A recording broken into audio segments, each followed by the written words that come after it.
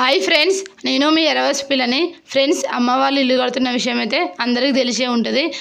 ఇక అమ్మ వాళ్ళ ఇల్లు పని ఇప్పుడు స్టార్ట్ చేస్తే ఇన్ని రోజులకైతే ఇల్లు అయితే మొత్తం అయితే కంప్లీట్ అయితే అయింది. మా అమ్మ వాళ్ళకైతే ఇల్లు కట్టుకొని కళ అయితే ఎప్పటి నుంచో ఉండేది. కానీ మా అక్క పెళ్ళి, మా అన్నయ్య చదువులు, నా పెళ్ళి ఇవన్నీ ఖర్చులు వచ్చేసరికి ఎప్పుడు ఏదో ఒక సమస్య అయితే వస్తూ ఉండేది. ఇక మన మధ్యతరగతి వాళ్ళకి ఎప్పుడు ఒక సమస్య అయితే వస్తూ ఉండేది. కానీ వాళ్ళైతే నా చిన్నప్పటి నుంచి ఇల్లు కట్టుకోవాలని అయితే అనుకుంటున్నారు. వాళ్ళు ఎంతో కష్టపడి ఇన్ని సంవత్సరాలకైతే చిన్న ఇల్లు అయితే కట్టుకున్నారు. మా అమ్మ నాన్న కళ అయితే ఇన్ని రోజులకైతే నెరవేరింది. మా చిన్న ఇల్లును చూసి ఎలా ఉందో జర కామెంట్ చేసి అయితే చెప్పండి ఫ్రెండ్స్. కిచెన్ రూమ్లోనే దేవుని కూడా అలానే పెట్టినాం. ముందట మొత్తం హాల్లోనే ఒక రూమ్ అయితే చేసినాం. అందులో సామాన్ అయితే ఏం పెట్టలేదు, మొత్తం ఖాళీగానే ఉంది.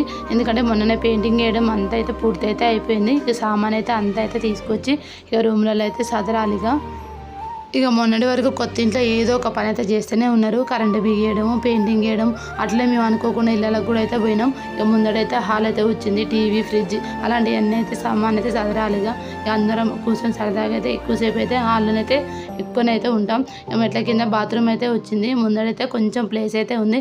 ఇంతకీ మా చిన్న ఇల్లు అయితే మీ అందరికీ నచ్చితే జర మన ఎర్రబస్ పిల్ల ఛానల్ అయితే జర సబ్స్క్రైబ్ చేసుకోండి ఫ్రెండ్స్. బాయ్ మరి.